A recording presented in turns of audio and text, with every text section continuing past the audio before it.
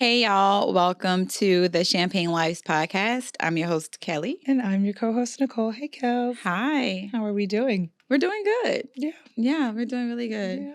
How was your week? It was Let's good. give them a quick recap of like what's been happening in Houston. So there was this ice storm. Oh, gosh. Yes. That kind of blew through. That had Yeah. everybody like real On pins and cautious needles, and child. scared. Yeah.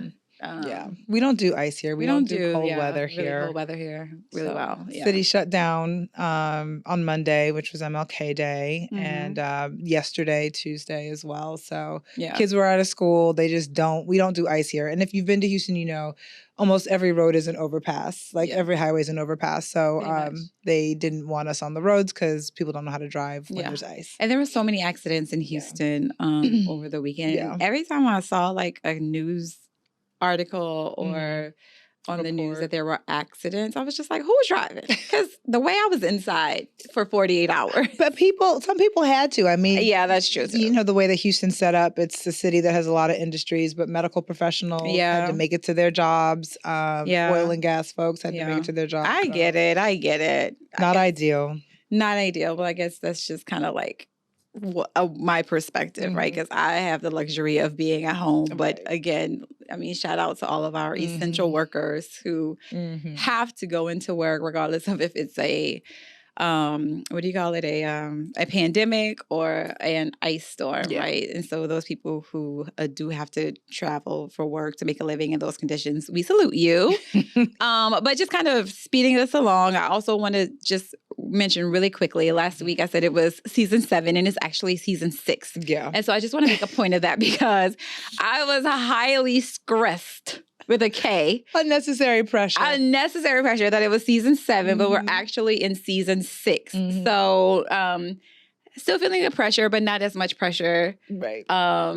As I did thinking that we were in season 7. So just wanted to clarify that for everybody. Season 6. And we both thought that. We did. Like, she's not alone. I was like, lucky number 7. She was like, and I asked her because she keeps track of everything. And I'm like, what season is it? She's like 7. Nobody verified it. I just took her word for it, of course. Don't do that. And then, later on, I was just like, no, we're in season 7. Yeah. So season 6, here we are. Lucky number 6, I guess. But we'll get to season 7 this year, so we'll be able to run that one back. So today, we're talking about. Oh well, how was your weekend? I'm sorry, you asked. That's it. Okay. I was just in the house all weekend, majority of the weekend. Did not do much at all. So I like weekends like that. Yeah, that sounds. I think perfect. the older I get, the more I am happy to stay at home and do nothing. My kids won't allow it most of the times, but I had a reason this weekend. And I think we talked about it before. Like, whenever there's a reason to stay home, I capitalize on it. So there was a reason to stay home this weekend, obviously, because of the winter storm. Right. And so I enjoyed it. I enjoyed it a lot. I got a lot of sleep. Yeah. As much sleep as my kids let me get. Okay. So today we're going to talk about letting go of unhealthy patterns. We all got them. Maybe it's a pattern, maybe it's a behavior, maybe it's a habit, but we all got them. They derail us. Yep. We got to be self-aware. And sometimes it's not us finding out that we got an unhealthy pattern, but it's, someone in our trusted circle that's telling us we have this behavior pattern or trait or hobby that just isn't really serving us or the dynamic that we're in. Yeah. And it's important to let them go, right? Because like I said, they can be derailing for you. They could be derailing for your friends, your family, whatever the case may be. Yeah. So we're going to talk about today. Yeah. Let's get into it. So I'll start with a moment of vulnerability with my unhealthy habit, I'll say. Is it really a vulnerability? I mean, it's not that bad. I mean, it's not that bad. Okay. I mean, so for me, mine is procrastination. I have mastered the art of procrastinating and putting things off until the tires are about to fall off on the car. Yeah. And I don't know why. I might like the thrill of the chase. I think that there's like an adrenaline rush. I'm the person that knows when my flight is about to take off. And if you follow me on Instagram, you know that like I push it to the limit. Like You do. I for the most part am at the gate when they're calling my name. Yeah, you are. So that unhealthy habit of procrastinating is not just when it comes to work stuff or when it comes to stuff related to household management. It's even when I'm going to do something that like I just thoroughly enjoy and for pleasure. Yeah. So that's the unhealthy habit that I have. I also suffer from procrastination at times, but what I realized is that my procrastination comes when I am unhappy or depressed. Yeah. And so I think maybe you should look into that too, because I don't think you're procrastinating. I really don't think you're a procrastinator. Right. Or when I've bitten off more than I can chew. Overwhelmed. Right. Yeah. Yes, overwhelmed, exactly. And so but if I don't have all of those elements working against me, I can get shit done happily. I have the energy to do so. But I do also suffer from like procrastination, and it's not fun at all, especially when, there's a lot of things that need to get done. And I know for myself as well as you, we have a lot of things going on all the time. And so sometimes when you get behind on one or multiple things, it can kind of, I don't know, just like throw you completely off your game. Like completely off your game. I know. And it seems like this mountain of things that need to get done. So one little bit of procrastination turns into, for me, 5 things. And I've had about 7 things presently in my world that I've been procrastinating again, with. And I'm just like, on Monday started to slowly chisel at them. One of them is getting my car serviced before it leaves me on the side of the road. That just be... Well, the battery in my remote is about to die. And it's been telling me, my car has been notifying me for months. Okay. That at least it notifies you. Mine doesn't. My battery is dying and my key fob. Like, girl, I'm like playing Russian roulette. Just praying that it opens or that it starts. Make sure I tell you how to do the... You've already told me. We've had this conversation. To put it next to the thing. Yeah. I'm going to go bring it to the dealership, girl, because if I have to do that, it's not going to get done. Talking about procrastination. That overwhelms me to think the notion of changing the remote in my key fob. I can do that for you. Please. I'll do that for you. Thank you so much. I appreciate that. I do that often. You do. I do that often. I don't. I've never done it before in my life. And so it is truly bothering me. Yeah. No, that one's easy. Okay. But yeah, servicing my car, the list goes on. Like doing this whole entire insurance thing, like enrolling for my benefits. Like I am on day 29. Tomorrow the day after tomorrow, I might not have benefits. So there are things that like mount up. Yeah. And then all of a sudden it's this giant mountain and I am trying to figure out, okay, where do I find the strength, the energy, the endurance to work through this? And then how do I prioritize, right? Because at that point you have competing priorities because there are multiple things due at the same time. Right. And so that in itself can be overwhelming when you're trying to like, I guess, juggle the importance of knocking things off of your to-do list. So I definitely feel you there. Procrastination do you have one? Gets the best of us all at times. I do have one. So for me, it's an overspending. And so I'm a person... There was no other way for me to put it. You got to name it to claim it. Exactly. Call a thing a thing. Overspending, like I tend to, whenever I get into a funk, I go shopping. Retail therapy. Exactly. And so it's so easy now to shop because online shopping, I rarely go into the stores. I go into the stores when it's just like last minute and I can't get anything from online. To ship to your house. To my house. Time. Exactly. That's when I'm in the stores. Okay. But so online shopping is just so easy. And so I have an unhealthy habit of just overspending and shopping to, I guess, temporarily Band-Aid whatever it is that I'm feeling at the time, which is unhealthy because for this year, my goal is, my financial goal is to have and see my money working for me better than just in my closet. Which is lovely, by the way. Oh, I love it. Yes. And so for me, that's something that I'm trying to curve. And I'm curving it by replacing the unhealthy habit with more healthy habits like self-care. And what I realized about myself is that like I always thought that self-care was just making sure that like you had your healthcare visits, you went to the doctor regularly, right? Like just making sure that you're taking care of yourself internally.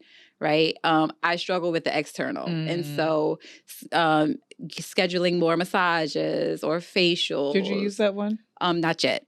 Talking about progress. I have it. I have not used it yet. Okay, so Nicole sent me. I was having a literal panic attack, and when I have like panic attacks, like I get tension in like my shoulders, and I get these headaches, and so Nicole was like, "Okay, well, I have some passes to a what is it? Like a massage? Yeah, not parlor, but you know what I mean. Not a parlor shop, but a massage shop. Yes, like the place where you get massages. A place where you get massages. Okay, thank you."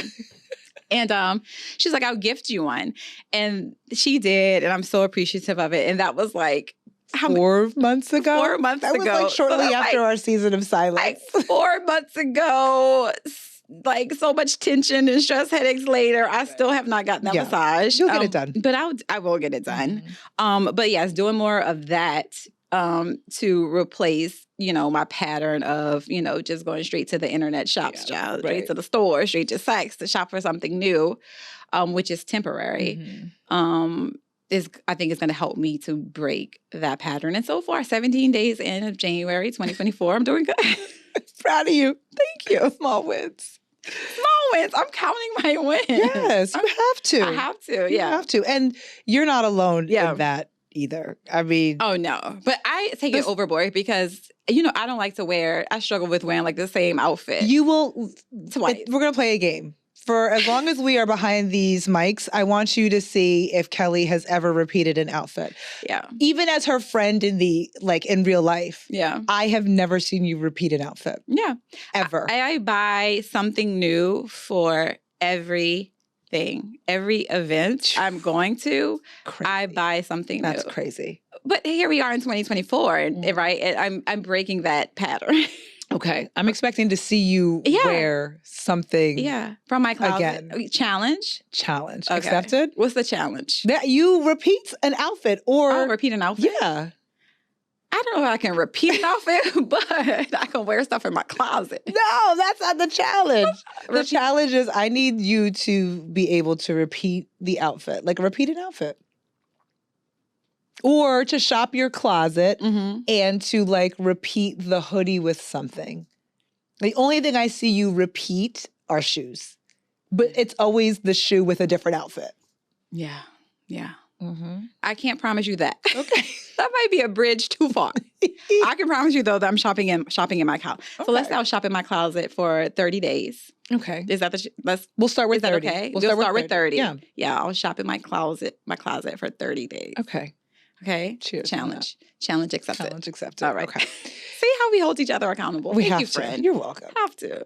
You're not the only one with the overspending habit because the same truck that delivers to her house walks across the street and delivers to my house. And it's an abomination, a travesty, embarrassing, disgusting. I mean, all the adjectives, right? So I knew it was bad because I got to a point in October where I was just probably I'm not even going to put the amount out there. I knew it was bad when I was buying things in church.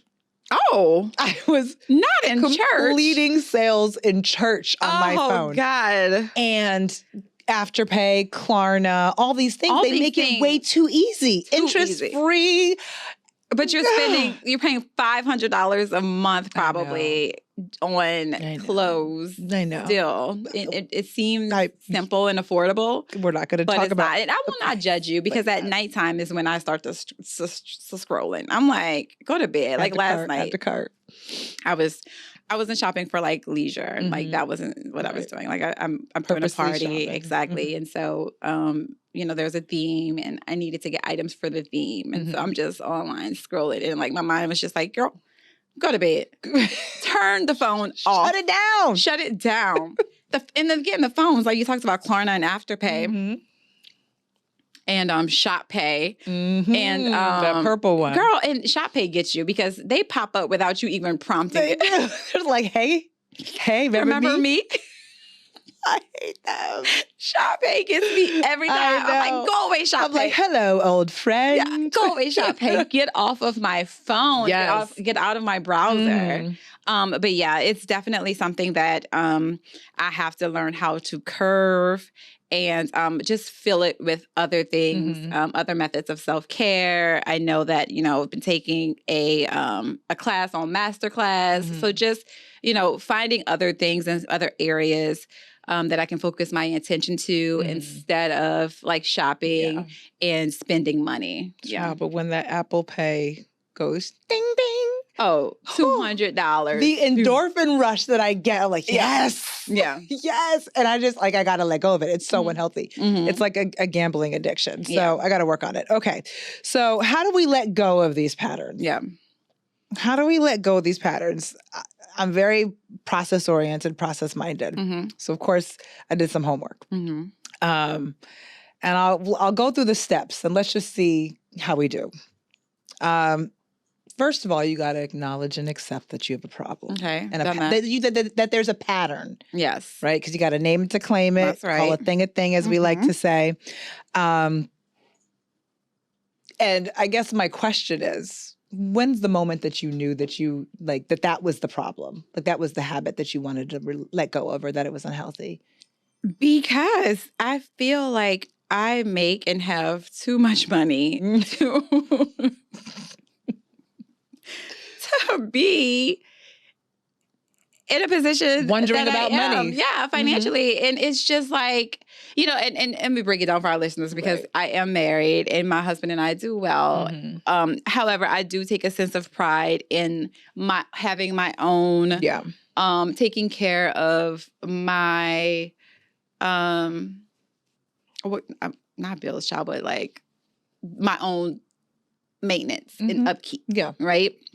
Not that I have to, but I want to. Like that makes me feel a sense of pride. And so for me to have all of that leisure income, right? And then to be like, to have not like, I'm not going to say nothing to show for it, but not what I should have to show for it. Or what if that makes sense. Or I want, exactly, to have to show for it. It's just totally preposterous.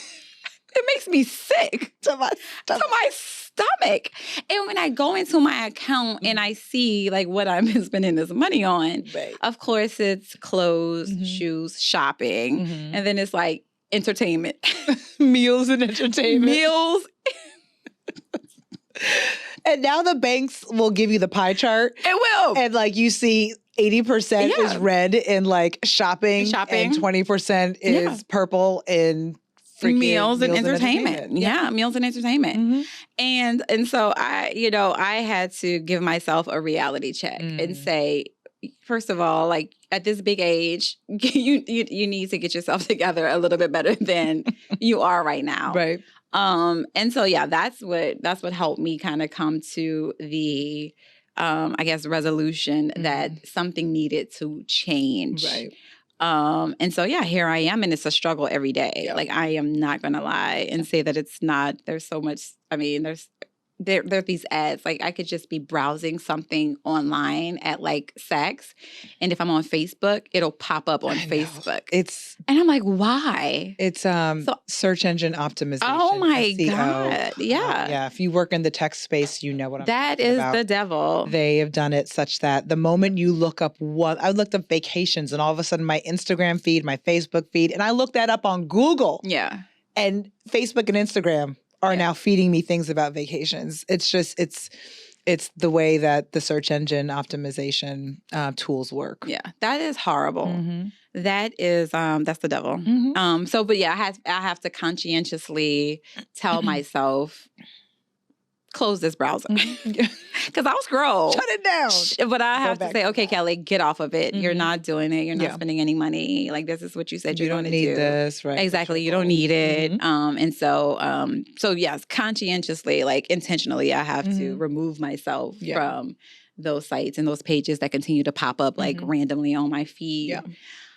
So yeah, but every day is a struggle, but we'll get there. Yeah, you will. We'll get there. Baby steps. Baby steps, yeah. It's a goal, and I'm doing, I'm taking steps to achieve or accomplish my goals. So.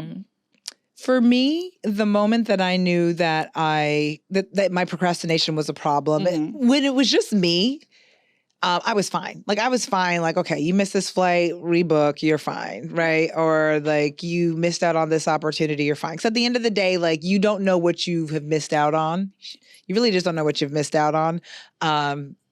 Unless like you've seen someone else get it. But I never have felt that bad because I just don't have that covetous spirit to like care. But when I realized it was a problem was when my procrastination impacted things that like my kids were going to be able to benefit from. And I was like, shit. Yeah. So that's when I said, all right, like it's a problem. Let's work on it. Let's think about planning a little bit more. Let's think about intentionality behind our movements a little bit more so that, my kids don't my kids aren't impacted negatively by my laissez-faire approach to getting things done. So you got to name it to claim it. That's true. And let me clarify this. Yeah. Because I want to clarify this. I know you want to replay. I want to replay this. In your head. I do. I just want to replay this. Yes. And so, I have a 401k. Like I've done estate planning and family planning. The kids have, their things set up. And so I'm talking about just like leisure money. With all of the businesses that, currently I am a part of, there are just a lot of expenses. And so a lot of my leisure money, instead of going towards clothes, can be going towards investing, right? In myself, in my businesses. And so I just wanted to clarify that. I mean, you're not this I don't know if they call it a spendthrift, but you're not this person who's just like frivolously spending. Oh, well, yeah, but I'm talking about, but my ducks are in a row. That's what I'm saying. Yes. Like, like I have a savings account, like I have a 401k. Like, again, we have things set up to where like, if I'm spending, like it's not going to hurt us. Right. But there's better things I could be spending my money on. Yeah. Okay. I just want to make that clear. All right, go ahead. I knew in her mind when I was talking, she wasn't even listening, that she was like, what did I say? How did it come across? No, you're talking about your kids, impacting your kids. And I will say that too, because I spend a lot of money on my kids. Yeah. And so you know that I spend like what I have, my kids have, where I shop for me, I shop for my kids. And so, right now, they don't even care about things, girl. Like they don't care about shit. They don't, not in a bad way, but like things do not impress them at all. And they, because they have it all. And so I just try to really drive home, because it's a love language for me to buy nice things for my kids. Yeah. But I try to drive home like just the appreciation for it and the gratitude. And also let them know that like mommy and daddy work hard. Like this is not given. We work hard for the things that we have and that we provide for you. So try to get them to understand that like nothing is given to them or us, but like we work hard for it. And because we work hard for it and God has blessed us with it, then, they can enjoy it, but also appreciate it, right? And then also, again, giving them measures that they have to follow in guidelines. Like they have to do good in school, they have to do their chores, listen, etc. So just wanted to circle back and put that out there. But yeah, so you bring the kids up, they're impacted by everything that we do. And so they are. Make sure that we're raising healthy and productive citizens. Well, and for me, the gratitude thing is big too. My kids are beyond blessed, but especially when I compare it to how I was raised. And the one thing that that I feel is really hard to impress on them, my daughter, not so much. She's pretty good, but my son, is gratitude. Just like not everything is going to be given to you. Yeah. Like you have to work for it, and you have to demonstrate consistency in behavior, and that type of stuff is what's going to get you rewarded. And growing up for me, my mom always said, good grades and good behavior will get you almost anything that you want from me. Yeah. And I asked my son, I'm like, what do I always say? And he knows it. I'm like, well, there's a part that's missing. Yeah. The behavior. So, And your son likes to be fly. First of all, let's be very clear. He likes his stuff. Her son loves his stuff, and so I'm surprised that he's the one who's not on board. I know, like your daughter, because he likes the things. And if he doesn't have it, he'll call you out on it. Yeah. So he'll embarrass me in public. He'll be like, "Mommy, how come I don't have this drip? How come I don't have this drip?" Exactly. He'll ask you in a heartbeat. This drip? Yeah. So. So yeah, working on that one, work in progress. Okay, so name it to claim it. You got to do a little bit of studying and just learn where the pattern shows up in your life. Right. You got to understand the root causes of it. What are the triggers of it? You had mentioned for you, sometimes it comes from a if I'm in a sad place or I'm just feeling like I want, like something's missing, then maybe I go and I add to cart and then, or buy now. Yeah. And what do you call it? Endorphins? Yeah. And the endorphins get popped because it's like, I told you when the Apple Pay goes, I feel better. I'm like, yeah. I can't wait for it to arrive. And then there's this like anticipation. And then it comes of like, UPS will send me or FedEx sends me a tracking notification. I get really excited. Yeah. But yeah, you got to understand the root causes of it. You got to understand the triggers of it. And then next you got to make a plan. You got to make a let go plan, like the plan that's going to allow you to let go of that unhealthy habit. And you got to be intentional about executing against that plan. Yeah. And that's the part where the ball gets dropped. Yeah. I'm like, this is too much. Yeah. I don't want to do it anymore. And I say thank you. Throw in the towel. And I go home. Okay, yeah. So you got to make that let go plan and you got to be intentional about it. So it's about writing it down. Yeah. And then it's about writing down, it's like SMART goals, right? Something that's specific, measurable, attainable, realistic, or relevant and time bound. So making sure that you have that plan in place to be able to systematically chip away at it. Next is get help. Make sure that you have support, right? Accountability partners who are either going through the same thing or have another habit that they want to let go of, but somebody who you can be honest with, whether it's friends, family, whatever the case may be. A therapist. And exactly. And are all the above. In our case. And let them know that this is something that you're working on so that they can do the check-ins with you. And for me, that's also a failure point just because it's like, God dang, that's vulnerability. Yeah. Like I have a problem. Yeah. And the fun part, replacing the pattern with a healthy habit or a healthy alternative. So if it's, I shop too much, what can you replace that with? And that's more rhetorical, but what's the one thing that you can replace that with? The ability to change the negative for a positive, is fantastic. Yeah. And you get some wins there. Yep. Lastly, be patient and compassionate with yourself. Yeah. Because it's a process. Yeah. It is. And I literally, this is so on point and unplanned. What am I looking at? Okay, unplanned. Because I literally called Nicole today, talking about being vulnerable, crying, right, about this financial goal that I have. And, it's not easy, right? When you are taking something away that essentially fills a void. But it's something that if it's something that you really want to commit to and like you really want to be successful at, you have to just understand that there are going to be those moments where you are going to be upset, in my case, crying, depressed, sad. But as long as you have a plan in place and a support system that can help talk you through it, it'll get better. So like, yes, I had a mini meltdown, but on the other side of prayer and then speaking to a trusted friend, I felt better, and that keeps you on track to accomplish whatever it is that you want to accomplish or eliminate. What is it? Negative self-talk. Yeah. No, I'm talking about the habit. The negative habit. Yeah. Yeah, for sure. For sure. And, accountability partners like you're saying, are really important, but the selection is really important too, because you don't want people who are going to sit here and judge you on the other side of your if you feel like you've dropped the ball. So make sure you're choosing people who want to see you win, right? And Want to see you be calling successful. or I think you're crazy for crying about the things that you're crying about. Like I was like, Nicole, I know this is like what I say, the first world problem, upper middle class problems. You didn't even have to qualify it. At the end of the day, it's how you felt. That's how I felt. Yeah. Exactly. Mm-hmm. And, you know, she was able to understand that. And I felt, you know, safe to be vulnerable and have an honest conversation with her. So accountability partners, I cannot stress to you how important they are. And then obviously, absolutely prayer. Yeah. But for sure. But yeah.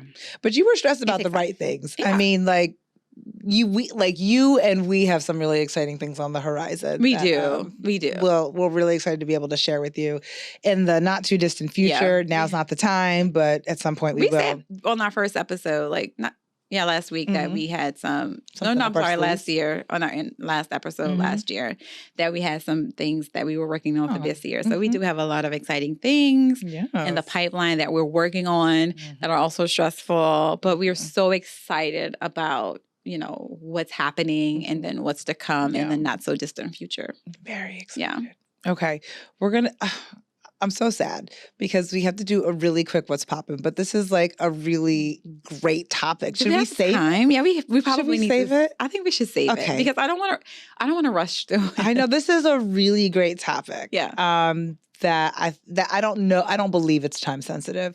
It's not like a pop culture thing where you guys are gonna be like, you're talking about it 3 weeks later. Yeah. So we'll save it. Yeah. Is there anything that's going on right now in the media that's living rent free in your head that like you just want to just talk about for a minute? No, I really want to give it time. I don't want to. No, but not that one. But like anything else that's happening, like from a what's poppin' perspective, like in your scrolling that you've seen. In my scrolling, I'll say yes. The woman from Houston who had claimed that she had got like hit in the face with a brick because she refused to give someone her phone number. Yeah, I saw that. Turned out she was completely lying. Golly, what? Yes, she was. She made that story up. And now she has to pay back all the money that she received in her GoFundMe. How did that happen? What happened? She fell? Like she staged it, just like Carly Russell. She got lumped. I know. Well, an investigation happened, and it was determined that the whole story was made up. I don't know how she did it. I don't know who she did it with. But yeah, it turns out that the whole story was made up. It was Carly Russell.